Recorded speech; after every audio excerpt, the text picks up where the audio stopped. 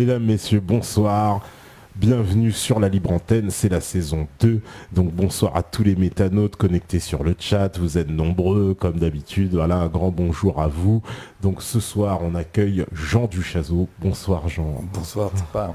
Donc une émission spéciale qu'on a. Jean, vous étiez déjà venu, hein, il faut le dire, hein, dans la Libre Antenne.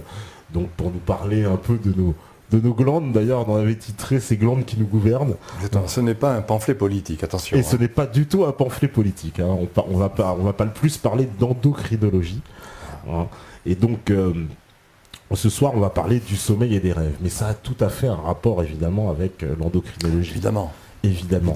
Et ça, alors, pour ceux qui veulent évidemment revoir la vidéo, elle est en ligne pour expliquer un peu, parce qu'on va pas réexpliquer toute l'endocrinologie comme on l'avait fait la dernière fois, mais on pourrait quand même un peu, on va dire quand même poser les bases pour que tout le monde puisse comprendre, parce que certainement tous ceux qui n'ont pas vu les missions précédentes ne peuvent pas comprendre qu'est-ce que c'est que ces glandes, comment ça fonctionne un petit peu. Voilà. Alors, en fait, il faut présenter ce que j'ai nommé il y a déjà longtemps, l'endocrinopsychologie. C'est une discipline nouvelle qui se fonde sur les travaux d'un médecin français, Dr Jean Gauthier de Bordeaux, qui m'a laissé ses travaux, que j'ai connus autrefois, qui m'a d'ailleurs aidé à dominer une difficulté, un déséquilibre glandulaire qui s'approchait, qui s'apparentait à l'hyperthyroïdie de base d'eau. C'est mon histoire, mais lui a eu une histoire aussi, puisqu'il est né hypothyroïdien congénital. Pardon. Donc, cette endocrinopsychologie a une base. La base, c'est d'abord une base historique par celui qui l'a créée, Dr Jean Gauthier, et ensuite son continuateur que je suis, qui a nommé ce contenu qu'il m'a laissé, que j'ai nommé endocrinopsychologie, parce que c'est une psychologie, c'est-à-dire une étude, une approche de la psyché humaine, donc de l'âme humaine, mais qui se fonde tout de même sur l'équilibre endocrinien. Donc les glandes sont partie prenante totalement de ce que nous sommes sur le plan psychologique et intellectuel. C'est ce qui constitue la nouveauté de cette approche. Parce que jusqu'à présent, la psychologie, bon, non, on ne va pas en parler, c'est étudié dans les universités. Qu'est-ce que c'est que la psychologie ? C'est-à-dire le logos, c'est-à-dire le discours sur la psyché, c'est-à-dire sur l'âme humaine. Si on n'a pas de base tangible et matérielle sans lesquelles on ne peut pas faire de science, puisque la science s'appuie sur le matériel, il n'y a pas de science de l'esprit. Par conséquent, la psychologie se veut une science, mais ce n'est pas possible, c'est autre chose. L'endocrinologie va nous permettre de faire que cette psyché, cette psychologie, va s'appuyer sur des fonctionnements tangibles. L'endocrinologie. Mais ce n'est pas une endocrinologie telle que les médecins l'apprennent dans la fac de médecine. C'est une endocrinologie, c'est-à-dire une étude des glandes endocrines, certainement, mais en rapport extrêmement étroit avec notre psyché. Autrement dit, quand je pense, ou j'aime, ou je veux, ou j'exerce n'importe quelle faculté supérieure, je ne peux le faire, et c'est ce qu'on peut-être on explicitera un peu, que par l'intermédiaire, je dirais par l'instrument qui est le corps, mais dans le corps ce sont les glandes. En fait, je ne peux pas exercer mes facultés sans que les glandes soient impliquées. C'est quand même très nouveau. Et par conséquent, on se sépare ici de ce que, disons, disent, en tout cas affirment, les neurosciences. Les neurosciences, qu'est-ce que c'est ? C'est une science physiologique qui pose un postulat que je dénonce complètement, qui est que dans le cerveau se trouve l'origine de nos facultés supérieures. Et je le dénonce complètement avec quelques approbations de certains philosophes par exemple, parce qu'il est impossible qu'on puisse imaginer une seule seconde que dans un organe, fût-il le cerveau, il y ait la base de nos facultés spirituelles. Si vous voulez, c'est un aspect philosophique d'introduction, c'est qu'on ne peut pas penser une seconde sans se contredire que l'âme humaine, qui est spirituelle, l'âme humaine, c'est ce qui me permet de penser, d'aimer, de vouloir, de réfléchir, etc. Eh bien, qu'elle soit comme fondée ou dont l'origine serait dans un organe qui serait comme le Deus ex machina ou le factotum, ou ce qu'on voulait, qui déterminerait ou qui serait l'agent premier de ma faculté supérieure. C'est impossible. Par conséquent, il faut laisser à l'âme sa liberté totale. Ce qui est choquant peut-être pour des gens qui sont versés dans les sciences, parce qu'on dit « je pense »,« je veux ». Eh bien, on veut, au nom d'une science peut-être mal comprise, se raccrocher à un organe, parce que dès lors qu'on constate qu'on a l'intelligence, ou la volonté, ou les émotions, on veut absolument les connecter à un organe, parce que seul un organe est capable d'être étudié, d'être expérimenté, pour aboutir, finalement, à essayer de confirmer ce postulat que tout se trouve dans le cerveau. Mais quand ils font les fameux électrocéphalogrammes, oui, d'accord. où ils disent que certaines zones du cerveau réagissent à certaines émotions, tout ça. Je réponds à cela. Tout ce qui est dans le cerveau peut répondre à des expérimentations. Par exemple, si on pique des électrodes dans certaines régions du cerveau chez un animal, puisque c'est chez l'animal surtout qu'on a fait ces expériences, on peut déclencher des mécanismes réactionnels. Par exemple, le sommeil ou la sexualité, des automatismes d'accouplement ou des émotions, etc. Et donc, cela, le fruit positif de cette expérimentation, fait conclure trop rapidement à ces scientifiques que nous avons là la preuve que cette zone du cerveau est impliquée dans ce comportement ou dans cette réaction. Mais le biais scientifique, c'est que ce n'est pas une preuve du tout. Pourquoi ? Eh bien parce que ce sont les glandes qui sont premières dans la physiologie humaine. L'auteur Gaudier l'a prouvé. Les glandes sont premières parce que d'abord, elles sont formées avant le système nerveux, et donc logiquement, on ne peut pas imaginer une seconde qu'un système qui est formé après le système nerveux, la myélinisation, la synaptogénèse, c'est formé après les glandes qui sont formées dès le 3e mois fœtal. Et on ne peut pas imaginer qu'un système qui est formé après serait dominant par rapport à un système qui est formé avant. C'est une contradiction. Mais ce n'est pas ça le problème. Le problème, c'est que la mémorisation, la mise en mémoire des adaptations, des émotions, des gestes, du langage, etc., ne peut se faire sans l'intervention de la glande thyroïde, car l'hormone thyroïdienne est un facteur de vitalité, d'oxydation cellulaire, et c'est elle qui est à l'origine de la mémoire. Alors ce n'est pas tellement reçu, c'est pas reçu du tout, ça pose un problème. Alors une preuve rapide, c'est que un mongolien, on appelle ça maintenant des trisomiques. Bon, les trisomiques ou les myxédémateux, ce sont des hypothyroïdiens congénitaux, n'ont aucune mémoire. Ils n'ont pas la capacité d'enregistrer en mémoire les moindres émotions qu'ils peuvent avoir, ils en ont très peu d'ailleurs, les adaptations minimum qu'ils peuvent avoir. Pourquoi minimum ? Parce que justement, leur adaptation glandulaire est tellement faible qu'ils ont peu de gestes, qu'ils ont peu d'émotions. Mais le peu qu'ils ont, ils ne peuvent pas l'enregistrer en mémoire. Si on ajoute des extraits thyroïdiens, c'était le cas du docteur Jean Gauthier qui était hypothyroïdien, à forte dose, pendant plusieurs semaines, plusieurs mois, on fait en sorte que ces gens, ces sujets, récupèrent la capacité de mémorisation.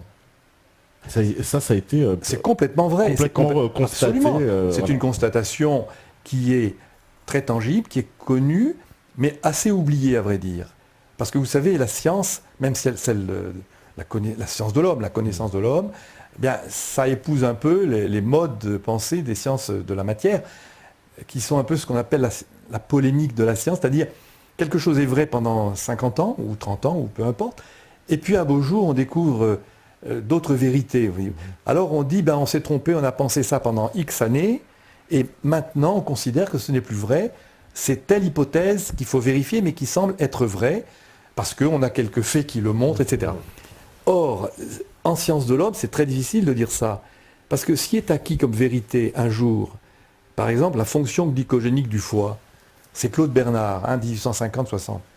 Est-ce qu'on va pouvoir dire, maintenant c'est plus vrai, ce n'est plus la même chose, on a découvert d'autres choses, c'est très difficile de dire ça, dans la mesure où la découverte est simple, ou n'importe quelle découverte, par exemple le rapport entre la mémorisation et la thyroïde, Eh bien, ce qui est vrai il y a 70 ans reste vrai à l'heure actuelle.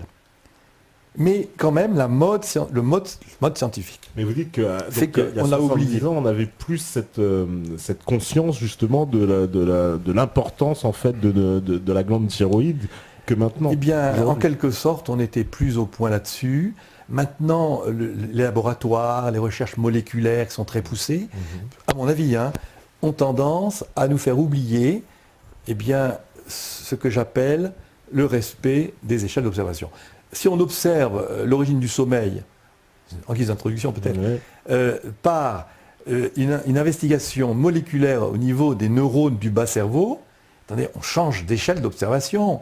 Le sommeil, c'est un fonctionnement humain qu'on observe normalement en observant des dormeurs, en faisant des synthèses, en revoyant un dormeur dormir, ce qu'on a fait au début de la découverte du sommeil paradoxal. Bah oui, parce que alors le sommeil, pour justement bien mettre les pieds dans le plat, le préjugé populaire, c'est quand même se dire, on repose le cerveau. Moi, j'ai toujours entendu ça. Bah, alors bien sûr, voilà, j'ai pas fait d'études scientifiques, mais on va dire l'idée populaire, c'est qu'on nous explique, bon bah le sommeil, c'est le cerveau qui est en sommeil justement et qui a besoin de se régénère. Voilà.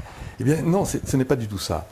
L'endocrinopsychologie est une science assez nouvelle qui est en lutte avec ces fameuses neurosciences. Donc je dis, l'endocrinopsychologie, en fait, c'est une contre-neuroscience. Alors je le dis dans quelques ouvrages, parce que la prémisse de départ des neurosciences, comme je viens de le dire, c'est que le cerveau est, comme je disais, le Deus ex machina, où ce sans quoi il n'y a rien dans notre personne humaine, le cerveau est nécessaire dans toutes nos facultés, dans tout ce que nous sommes, même sur le plan fonctionnel du corps même. Le docteur Jean Gautier ne dit pas ça du tout. Ce savant incroyable qu'était le docteur Jean Gautier, d'un esprit d'observation extraordinaire, qui s'est transformé par toute une méthodologie, bon on ne va pas parler de lui pour l'instant, a pu montrer que cette façon de voir le cerveau comme étant le premier de la classe, au lieu de voir qu'il était un brillant second, ça nous a apporté, ça nous a amené à une méconnaissance fondamentale, on peut dire ça, de l'homme, de l'être humain dans ses fonctionnements. Surtout dans les relations entre le corps et l'âme, si vous voulez. Notion classique, le corps et l'âme, c'est plutôt un peu philosophique, mais enfin les psychologues, même certaines médecines parallèles sont très à cheval sur cette opposition, ou en tout cas la découverte des relations entre la psyché, donc l'âme humaine, si vous voulez, et le corps. Et ça, si on n'a pas la clé, on va être en très grande difficulté. Qu'est-ce que je dis rapidement?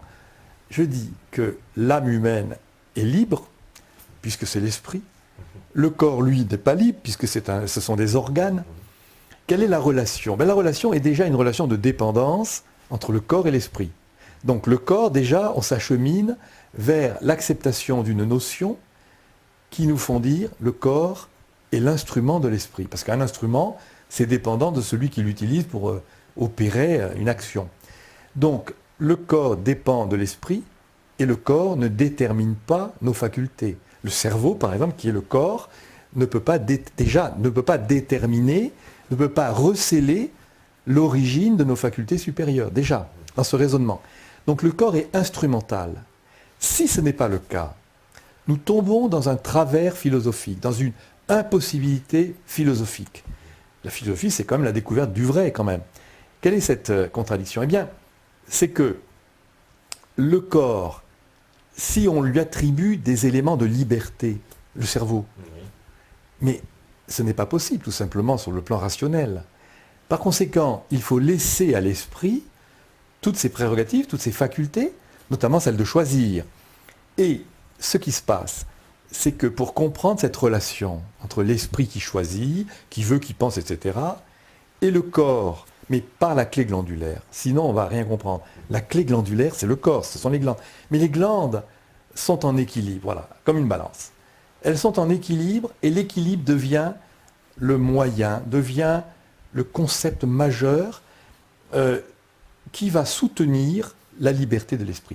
C'est-à-dire qu'il y a une sorte d'analogie entre l'équilibre du corps et la liberté de l'esprit. C'est-à-dire que par l'étude des glandes endocrines, de toutes leurs qualités fonctionnelles, ce que le docteur Gautier a exprimé, a démontré, que j'ai repris toutes les typologies glandulaires, tous les fonctionnements humains qui sont à base du glandulaire et des hormones. Eh bien, si donc nous avons cette approche, nous allons pouvoir facilement dire que l'âme reste libre, mais à la condition que l'équilibre glandulaire soit au rendez-vous. Il devient alors, cet équilibre glandulaire, le critère de nos aptitudes mentales. On arrive au rapport entre le corps et l'âme. Ces aptitudes mentales, elles sont d'autant plus efficaces que mon corps est comme un instrument en équilibre d'abord, efficace, harmonieux, adéquat à nos opérations. Le corps devient donc l'instrument parfait à ce moment-là de nos opérations mentales. Mais il n'est pas question de dire que le corps aurait une action quasiment causale sur nos opérations, c'est impossible. Donc le corps, laissons-le à sa place. Les glandes, le corps, je dis le corps, en fait, c'est l'équilibre glandulaire. Eh bien, cet équilibre va fonder notre capacité à rester libre. Car sinon, et je conclus si vous voulez l'introduction là, si ce n'est pas le cas, eh bien, nous sommes enfermés dans un corps, donc l'âme est prisonnière d'un corps qui est en déséquilibre, d'où beaucoup de difficultés comme la dépression. Si ce déséquilibre s'avère de plus en plus fortement, eh bien, finalement, nous rentrons en psychiatrie.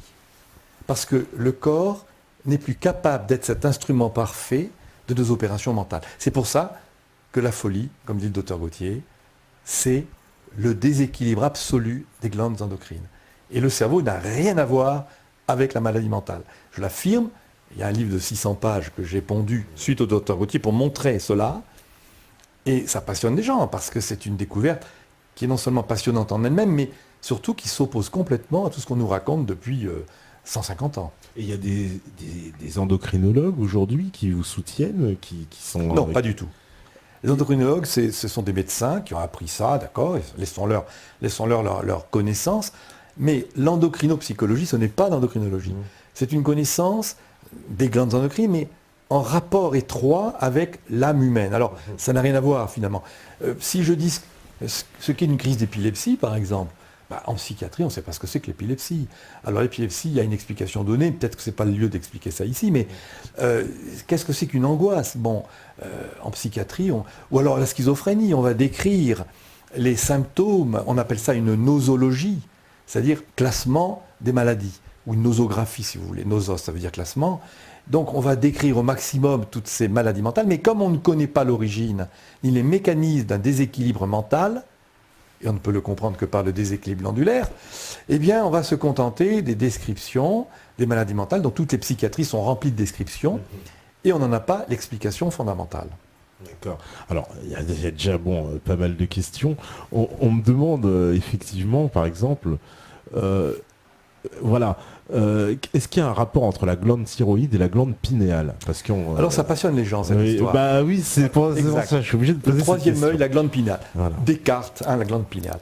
Bon, le docteur Gautier, pour dire vrai, n'a pas parlé de la glande pinéale, et j'ose penser, mais ça ne regarde que moi, que s'il n'en a pas parlé, ce génie incontestable qui était le docteur Jean Gautier, bon, une histoire, il faudrait faire sa biographie pour bien faire, eh bien, je pense qu'elle n'avait pas probablement le rôle si important qu'on le dit actuellement. Enfin, actuellement, il y a des travaux qui sont faits. Qu'est-ce qu'on dit? On dit que la pinéale a... Alors, le rapport, on va répondre à la question peut-être, mais le rapport, en tout cas, ce qu'on dit sur la pinéale, un rapport dans les phénomènes sexuels.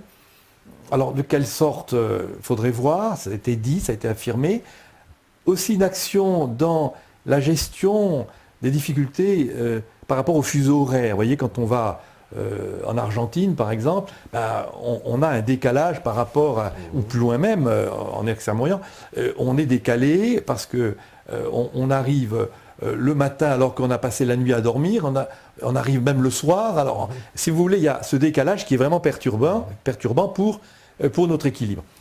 Alors, c'est tout ce que je peux dire. Quant au rapport entre thyroïde et glande pinéale, la glande thyroïde, c'est la glande de la vie, la glande de l'adaptation, de la sensibilité, de la vitalité, des émotions, de tout. Il n'y a rien sans la thyroïde. C'est une glande majeure et les Égyptiens la représentaient par un soleil qui dardait ses rayons devant le cou. Ça veut dire que probablement ils avaient une connaissance de quel ordre? Ésotérique ou quoi? ils avaient Ah, il symbolisait la glande. la thyroïde, ici un soleil devant le cou. Et c'est très curieux. Comme s'il y avait là, ils le savaient, une énergie particulière à la base du cou.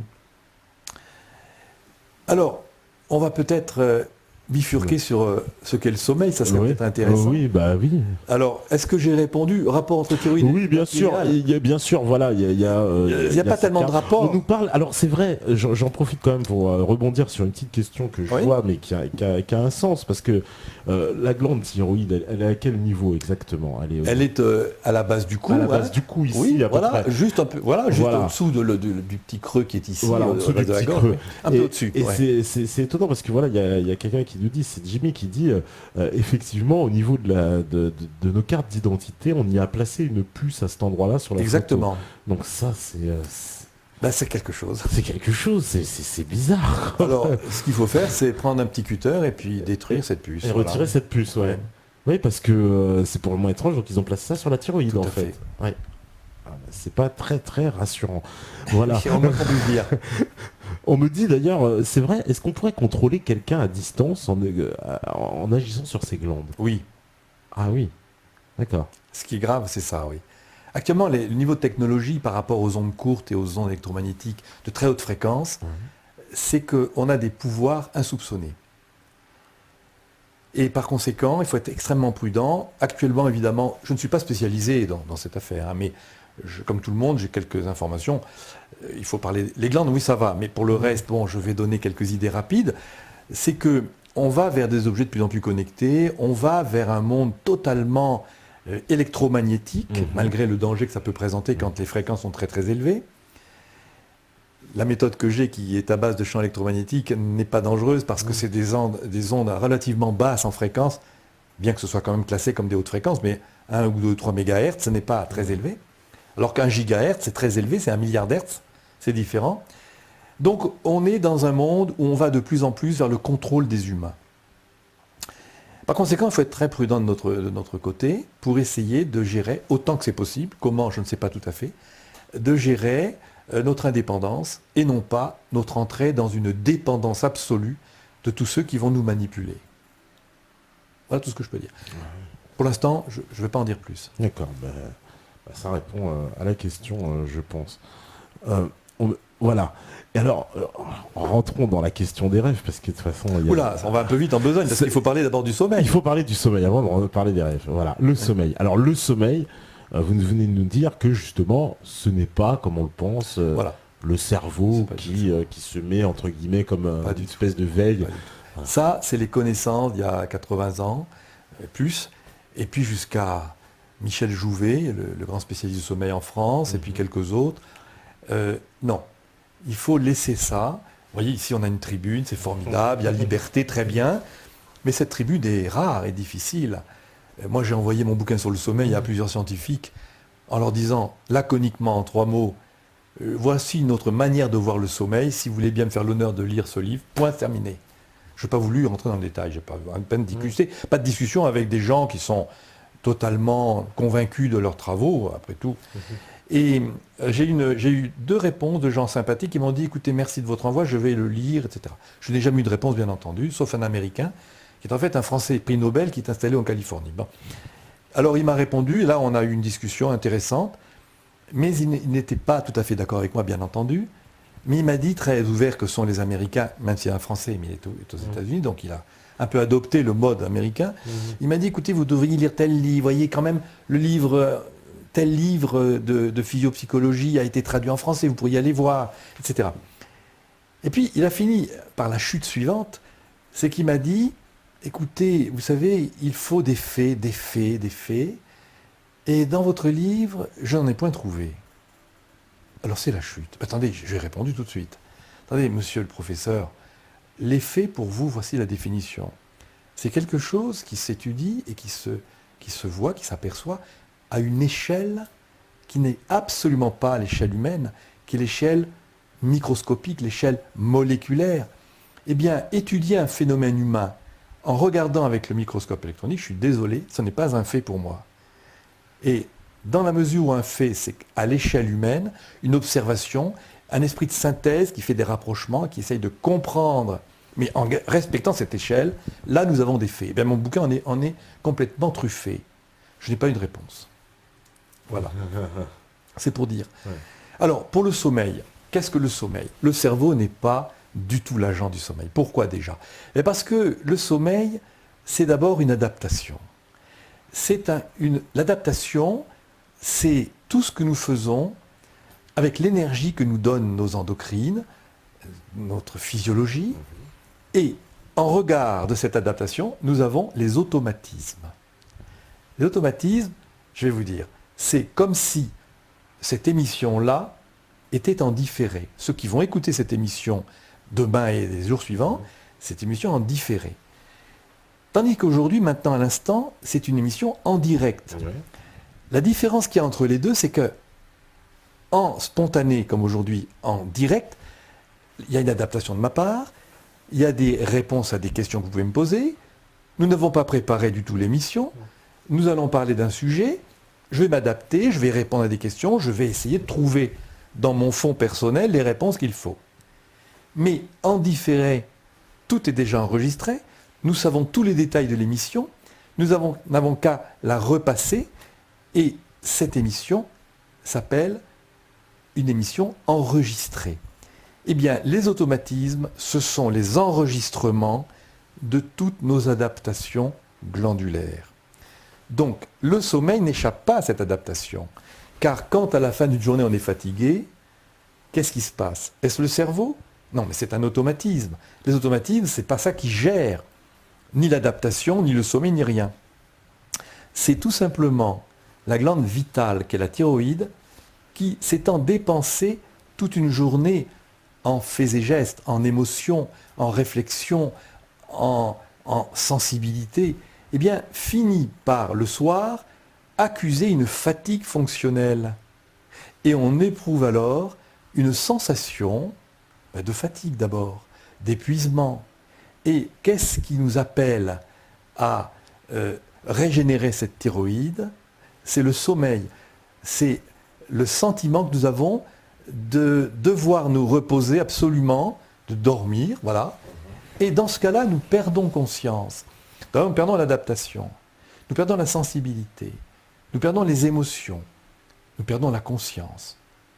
Mais pour comprendre ce rapport entre le sommeil et la thyroïde, il faut essayer de comprendre ce qu'est l'état de veille. Parce que c'est bien joli de comprendre le sommeil. Mais d'abord, qu'est-ce que l'état de veille? Puisque le sommeil, c'est la perte de l'état de veille. Voilà un raisonnement naturel que je sache. Et non pas le cerveau, le cerveau, le cerveau. Eh bien, le sommeil, plutôt l'état de veille, pardon, c'est ce que je voulais dire. L'état de veille, c'est quoi? C'est l'activité tout simplement de la thyroïde. Quand on a fini le sommeil, auquel je vais revenir, on a fini de dormir. Le matin, le réveil sonne, il est 7 heures du matin, nous nous levons. Eh bien, cette activité, les muscles qui refonctionnent, la conscience qui revient, l'adaptation, la réflexion de ce qu'on doit faire aujourd'hui, la nécessité d'aller travailler, etc. Eh bien, ça veut dire que nous sommes repartis pour une journée d'adaptation. C'est-à-dire de conformité à la réalité, de conformité aux événements. Nous devons être conformes, nous devons nous adapter, nous devons répondre, nous devons téléphoner, nous devons penser, nous devons réfléchir. Cela fatigue la thyroïde. Donc je reviens au sommeil. Le soir, je disais, on retombe dans cette fatigue, on arrive le soir chez nous, chez soi, et on est fatigué. Eh bien, cette fatigue représente une atténuation plus ou moins importante de la thyroïde. Par ailleurs, on considère que le sommeil, c'est un peu une absence. Bon, c'est comme une mort apparente. C'est connu, on dit ça souvent, mort apparente.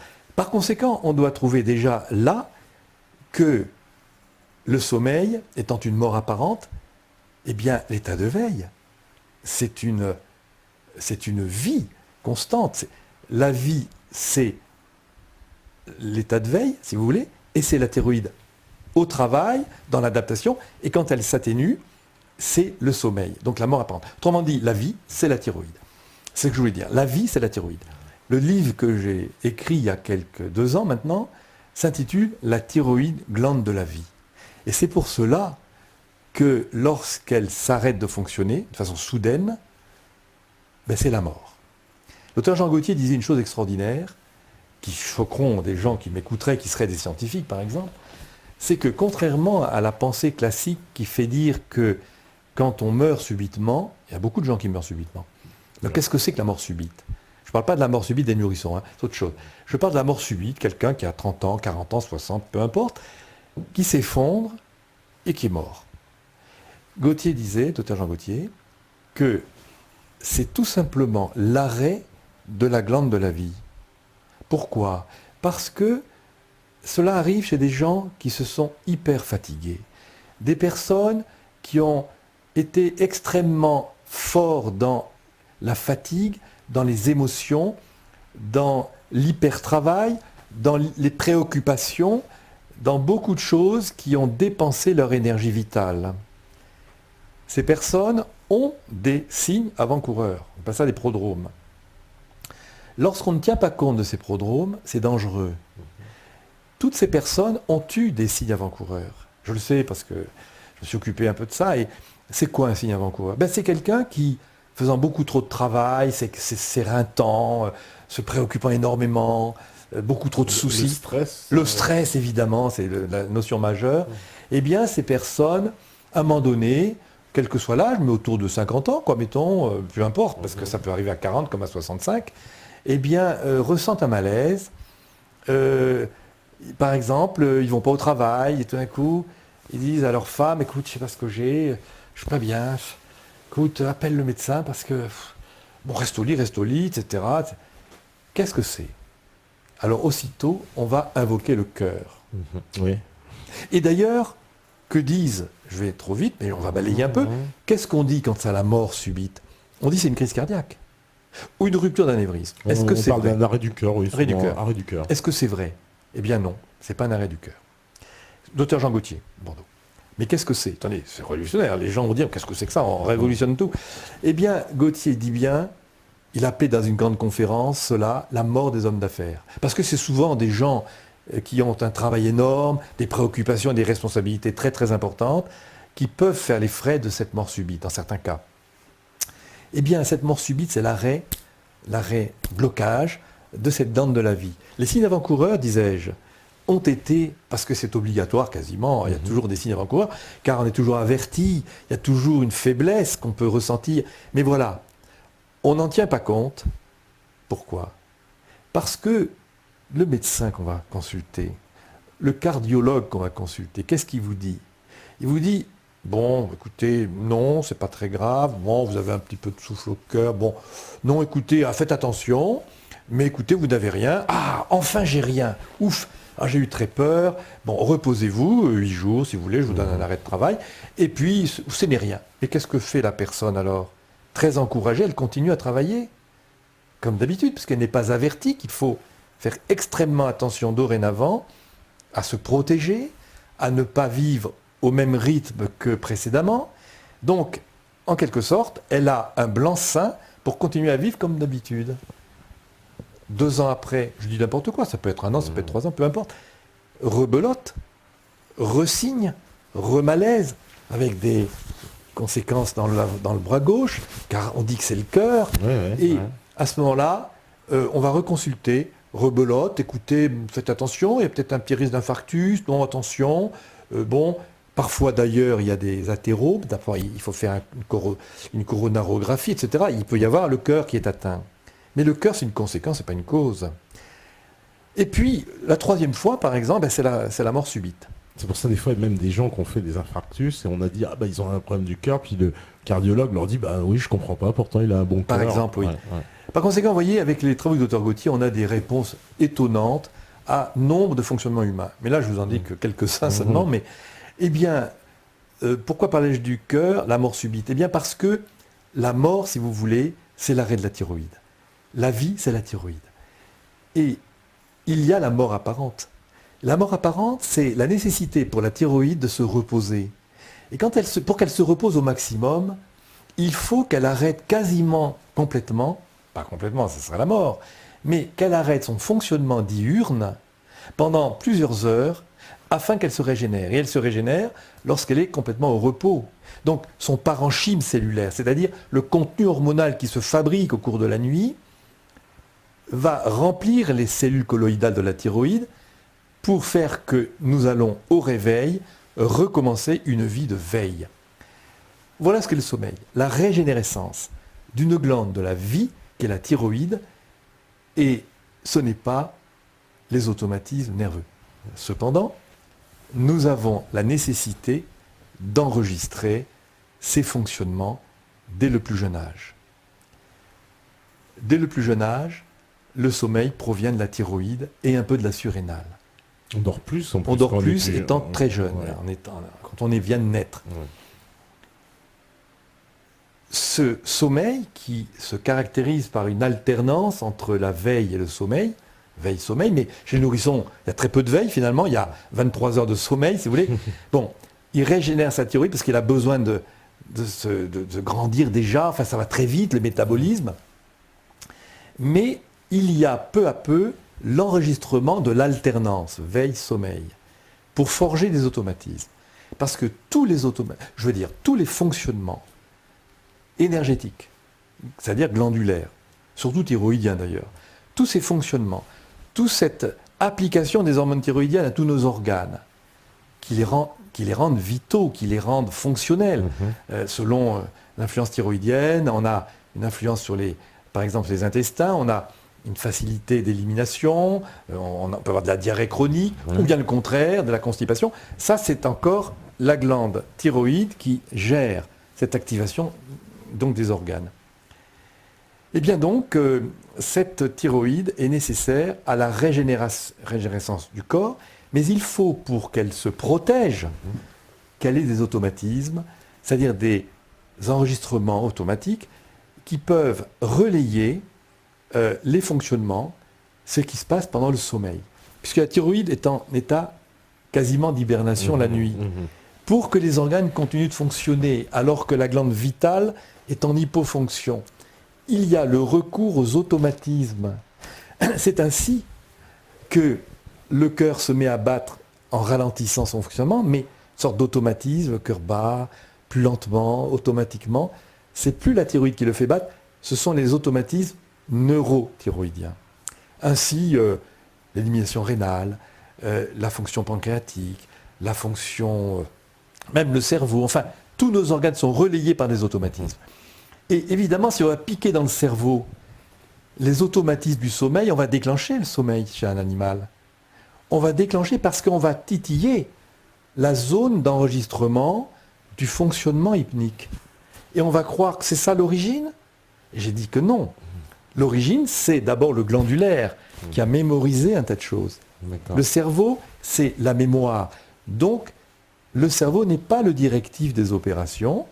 Le cerveau, c'est ce qui est postérieur à la vitalité et au fonctionnement des organes et puis de nos facultés supérieures. Donc ça veut dire que alors ça expliquerait pourquoi, on va dire, chez un enfant qui a une suractivité, enfin une journée très active, justement, il a besoin d'un grand temps de repos pour sa glande. D'accord. Exactement. Un enfant est quelqu'un vers 8 ans, peu importe, 7 ans même, 12 ans, enfin à tout l'âge de la jeunesse, ce sont des enfants qui se sont dépensés en cris, en émotions, en jeux, etc. Eh bien, cette thyroïde, le soir, s'effondre de sommeil. C'est pour ça que le sommeil des enfants est très profond. 4 ans, 5 ans, 6 ans, 7 ans, à tous ces âges-là. Pour les réveiller, on a du mal. J'ai fait des expériences un peu sur mes enfants. Pour les réveiller, on mettait 4, 5, 6 secondes. Eh bien, ce sommeil est très profond et c'est l'origine d'ailleurs de l'énurésie.